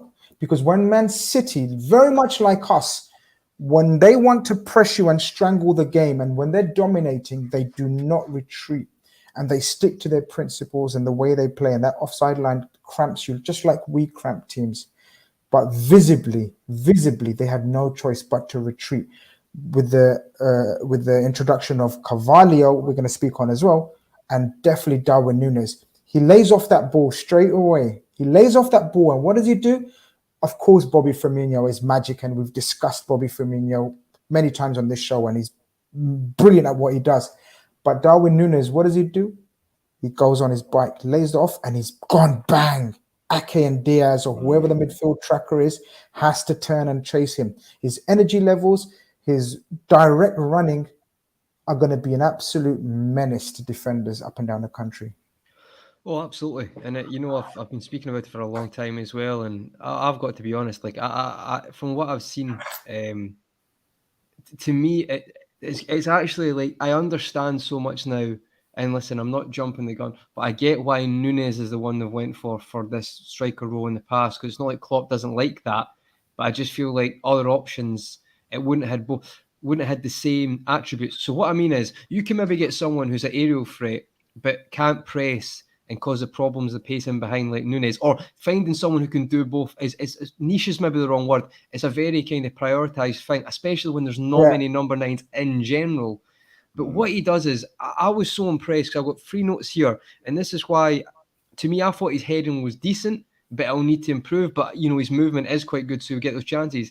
But within the short spell he came on, he had a header that just went wide. People forgetting that header, I think it was Trent's cross or Milner's cross, that was very close as well. That's a very hard header. So to me, he offers that. You've got the header that wins the penalty, and then you've got the header that he scores. Now that's 3 options where he showed his aerial ability and presence that can offer us a new option or a different option in these games.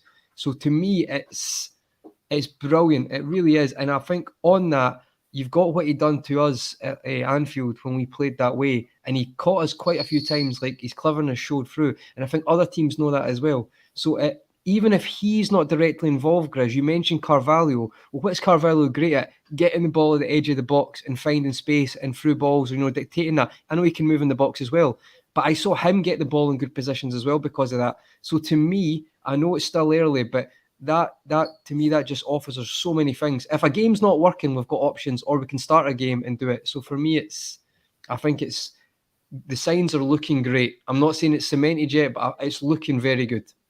Sam, did you like the signs? Did you like the goal he causes? I mean, look. Mohamed Salah again needs to be spoken about in terms of not only his one-on-one wing play, but his all-round general. When I always say, when Mohamed Salah is at his best, his playmaking goes onto a different level, and you see that he's got so much other attributes that sometimes you think, show us some more of this side as well, because his playmaking, his passing is pretty good as well. And it's a beautiful pick out as well with the right foot, isn't it? And again, it's the option Núñez gives him, lays it off, goes wide and takes the defender with him.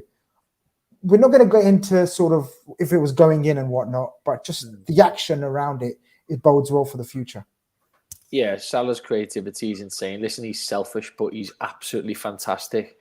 I think back to a game last year. He played the ball for Mane against Watford to go 1-0, and it was unbelievable. He played one at the Etihad for Mane again. Hopefully we see a lot more of that type of link up with Diaz and Núñez, but his creativity is massive. And you know what? If Núñez hits the ground running this season, you might see Salah break 20 assists and get less goals. It just might go that way. You just don't know. If he becomes a number 9 who just scores lots of goals, you might see Salah get lots of assists. And maybe still a lot of goals, but not quite like the 30-odd levels that he has because he's shared, But in terms of Núñez, I mean, it's the first time we've really seen him properly since he played Anfield, because pre-season, mate, like they do double training sessions before games. We wouldn't make it through the first training session, never mind a second, and then play a game against the team. This is the thing, like people forget, all these idiot fans, like he's absolutely shattered, but that's what Klopp wants. He wants to see how good you are when you rubber duck, do you know what I mean? When you're done in. So This is the first time we've seen him prep for a game, go for a pre-match meal, have a sleep, play the game, feel the nerves, come on. And he looked sharp. So, you know what? Like, I am really, after that performance, I am dead excited to see whether he starts or however he's used against Fulham, because I just think, you know, he could be the man. He really could. Evan, I know you got to leave us, so I'm going to just ask you before you go. First, I'm going to thank you. And secondly, I'm going to ask you, do you start Nunes against Fulham? Big question. You know, before the prelude to this question is, I'm glad that this is the biggest pain in the ass that we have as Liverpool fans right now. Do we start our £75 million promising? Mad. Oh no. Or do we play one of the greatest forwards in our club's history? Dang. Yeah, I would. I would, to be honest. I think that type of forward terrorizes promoted clubs. You know, just the tallness, the physicality. You know, I think he would help spread, you know, Fulham apart, which is what you need, because, you know, just by evidence of the last few seasons, they're probably going to be a team that sits in. So Nunez, you know, being that ever-present, you know, presence in the box could help shift some players in a certain way. But then at the same time, you can make an argument that Firmino drags players into positions that we would rather them be in when we're trying to break a low block. But yes, just for my own excitement, just for the palpable tension that needs to be relieved in the fan base, yes, I would love to see Darwin Nunez start against Fulham. And with that, you know, thank you so much. It's always been a pleasure, guys. Sundays are my favorite day.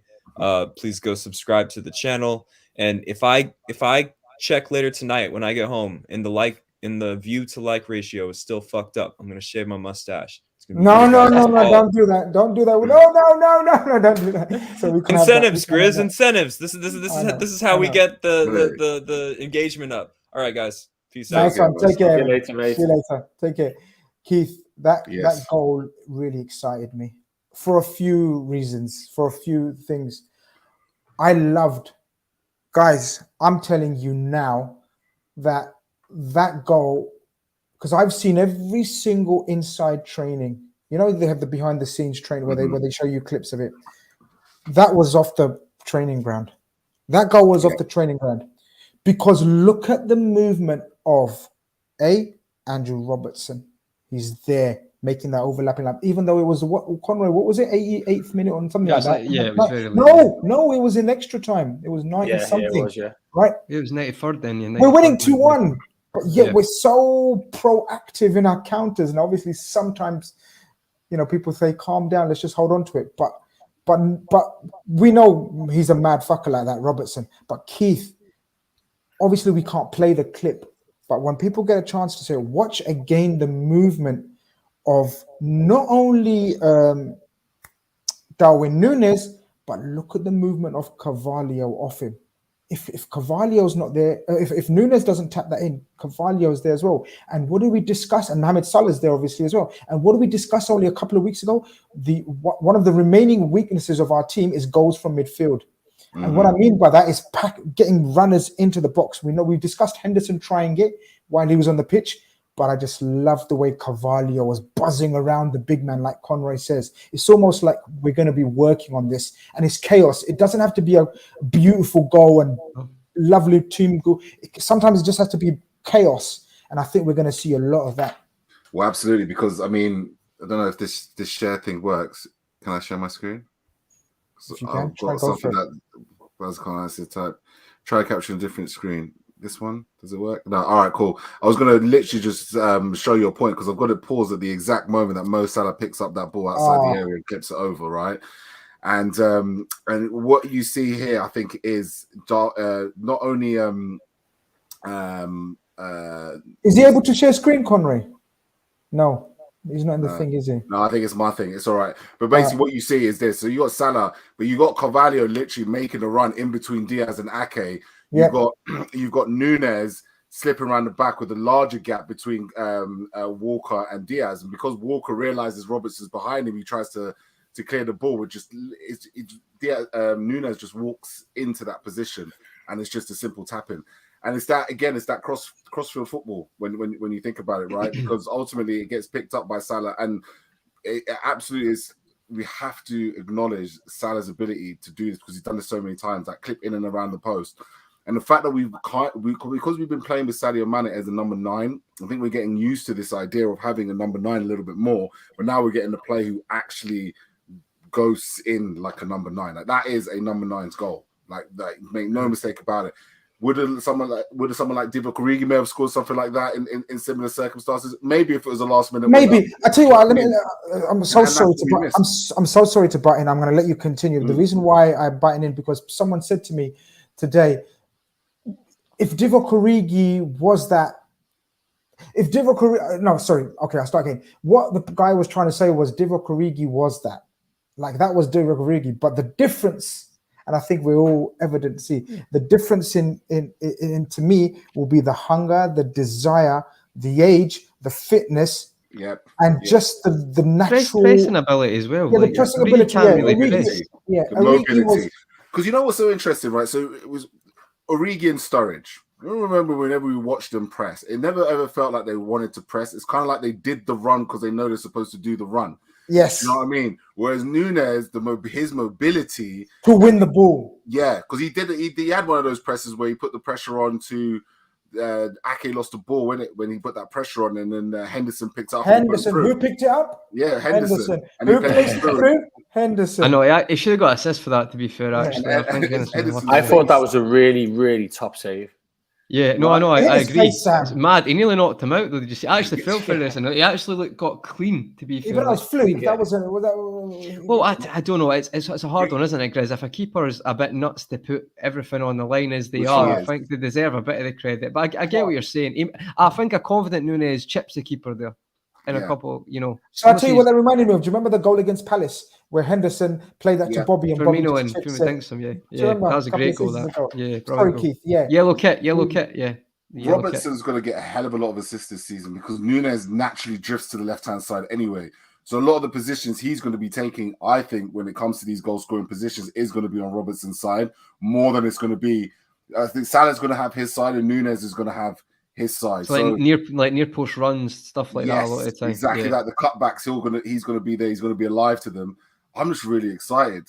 Forget anything I ever said about Darwin Nunes because I said it as a rival. Yeah. Don't worry, Grizz and you will be reminded most of the season if you hit back. For my sins, I've got £100 bet that Nunes will score more goals than Gabriel Jesus this season. All expenses paid, dinner and lunch out if with another Arsenal fan if Nunes. So he's basically going to pay for my entire night out. But see, that's a hard one though, because he's in a team. He's in a team that creates so many chances. So I think Jesus could score 10, 12 goals, but still have a really good season. But Nunes could be decent and score 18. Do you know what I mean? Jota bagged 17 last year. And exactly. He was injured for a long time. Jota bagged 17 as a wide forward from Wolverhampton. This guy, for me, like I see it now. Do you know what I mean? Like the running is what I see the most about that. Like the way he runs and works the lines. And as I said, I'm convinced and I'm interested to see it this season. I think teams will play higher up the pitch. I think there's more confident teams this season that will want to bring the game to Liverpool. Look at Arsenal, for example. They're going to want a high press. They're going to want to really challenge us. And I think for all these years, they've been almost accustomed to thinking about Liverpool from the wide positions. They're not going to really be able to adjust as quickly as expected when this man is going to be running your lines. And he's got the first touch as well. He's got the first touch. He's got the turn of pace. He's got all the attributes you could ever think of designed for a Jurgen Klopp centre forward.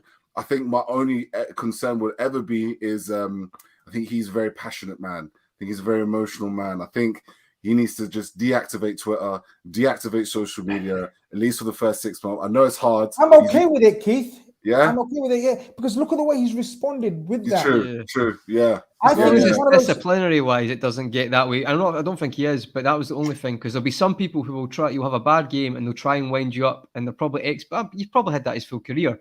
But that's the only problem I've ever seen with people who get too emotional if they're in a bad run. But you know what, guys? I think you're actually spot on though, because he's seen the fail compilations. He scored 4 against Leipzig. I know it's pre-season, and then he's done that. And I think the reaction, Grizz, he definitely did see it, because you don't react like that unless you're making a point, you know, like, I'm here, I have arrived. This is Erling Haaland, who's just missed the open goal in the last minute. I'm here.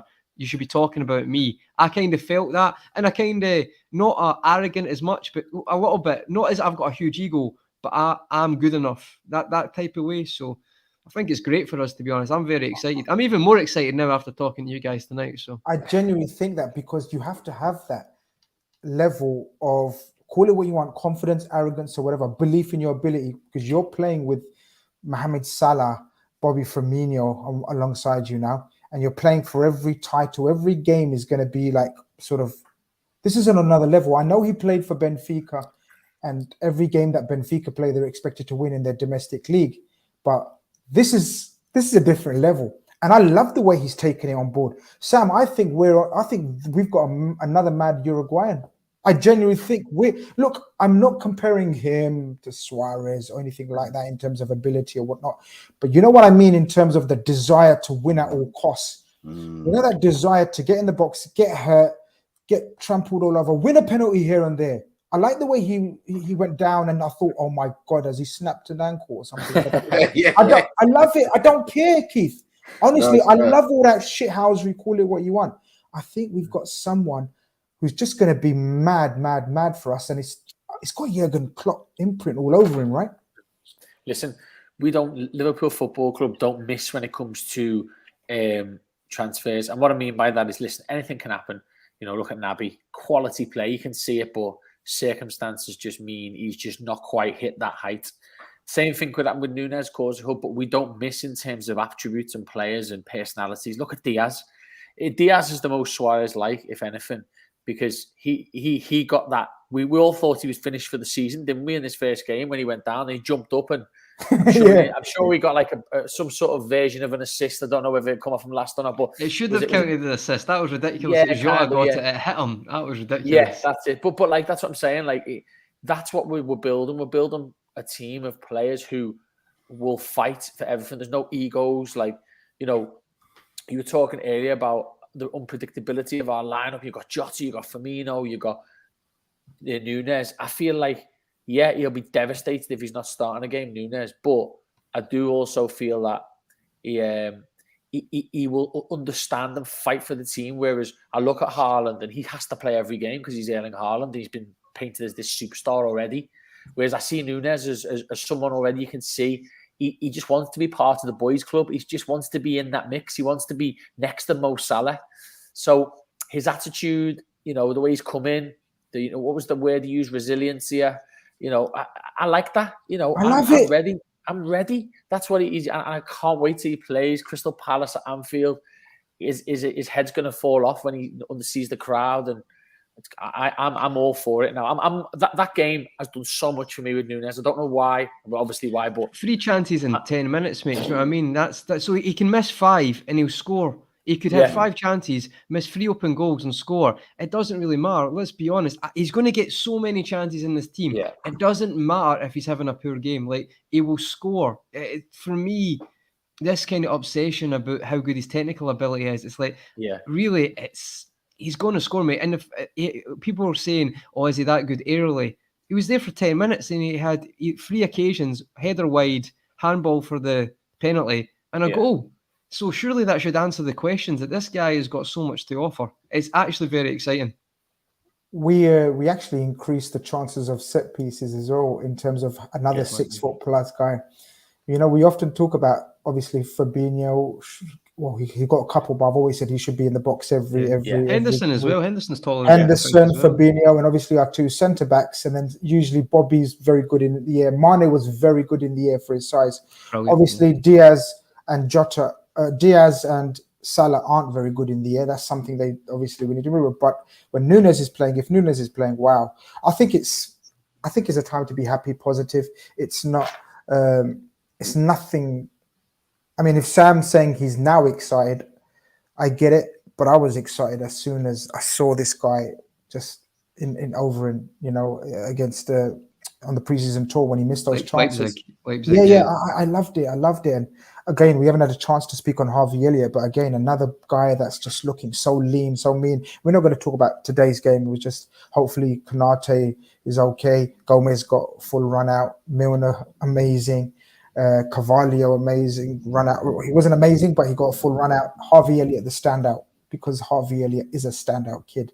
I mean, let's not get twisted. He's just a fucking standout kid. So hopefully we have a huge season. Guys, thank you very much. This has been quite a show tonight. I've enjoyed it. I'm really ready for the season, man. It's got us proper gassed, hyped up. Yes. Fulham, I think, selection-wise, we'll go into it later in the week when we try to break down a team and think of a team. But people are, here we go. Keith. Every week. Yes. The make of the Bangles SummerSlam show last night with Roman Rock and the news of Vince McMahon retired. Vince McMahon, no comment. CC, all your famous heroes of the past. I suppose, like your R. Kellys and all those type of people. You know what I mean? Like, it's crazy. It's always crazy. You could do a whole show on it, how like all these people that used to be like main celebrities in the early 90s and the noughties are now basically getting done one by one. Terrible. I haven't been able to watch SummerSlam at the moment, but of course the head of the table is still the WWE champion, and that's all that matters to me. Of course, we always have to end with a customary wrestling question for Keith. Guys, I think there's one more super chat just before we go. Have you started? I've got it here. So it's just this one. I'll click up. You got it there. Sam sends Imagine News. Is it Abby's burner? got a lot of time for that. You know what? New Sahin at Dortmund, good player. No, he was a good player, but unfortunately, right player at the wrong time. I guess I'd agree with that. Yeah, good player. But people are asking, when is the Fantasy League show? We have got an amazing brand new Fantasy League show. Keith's dream has come true. He's been talking about Fantasy League and how good he is for years to me and showing off. Like 5-6 years ago, I think he finished quite high up. Go on, I'll let you boast. Yeah. It was top 10K. Yeah. Top 10K a couple years ago. But, and that's it though. But he's fallen off a cliff since then. Because every time I ask him since then, having a stinker. It's my redemption song. This is his redemption. Yeah, this is the road to redemption for Keith. Probably. That's the name of the show. Road to redemption for Keith. Fantasy League Redemption. Call it that, maybe. But I think they've thought of a name. We're not going to reveal the name yet, but I think they've got a name. That should be going live Friday, so transfer deadline day. So if you want some ideas on your team, who to go for, who to avoid, a little bit of doubt, last minute. Is that before the Arsenal kickoff, Keith? Is that before that? Kickoff, So throw a little bit of doubt there. I've changed my team 20,000 times already, so I might even change it live. Always the case. Yeah. I'll be tuning in because I've got my team ready as well, and obviously Keith is in the know for this, so I forget every week. So this is why I'm watching, because I forget to change my team. By the way, lads, I will put in the description, or I'll put in the chat. I'll put in the chat the league to my code, the code to my league. Code to your league. Yeah. That would make more sense. What's your code, Grizz? What is your code? The Grizz code. But I've got to warn you, there's over 1,200 teams that have entered. Wow. It's called Keith, it's called the Big Dogs League, man. Wow. Only the big dogs are allowed to enter. Looks like there's a lot of big dogs about. Do you know what I mean? I think they can do something. So there's over 1,200 teams that have entered. So here's what it is, man. Of course, shout out to Top Football Show Bilal, who's going to be co-hosting with Keith and Omar and someone new to the channel as well. So it should be fun. Bilal was on last night, wasn't he? Bilal was on the call. Bilal was superb last night. Brilliant, mate. Superb. Absolutely. Captain Sal says, I have no idea to play. Tune in. Cool. They will teach you. Yeah, tune in. Cool. They will give you all the tips and hints that's needed. Don't ask Omar. Don't ask Omar if he's in the chat. Don't ask Omar. Yeah, well, if he's sober. He's always out of it. Have you, like yesterday, he appeared on a show like his hair was all over the place. He just woke up and people in the chat were saying, social life than anyone I know. He's always out. He's always out. Love it's you the guys. Age. Well, no, calm down. Look at Keith in the corner there before you say that. That's fair enough. Exactly. Yeah. But people, we out of here. Guys, I believe I've got an outro, a zone, innit? You just hit the intro zone. So this has been the Red Fellas. This has been your Sunday night fix. Hopefully, Take care. We see you all very soon.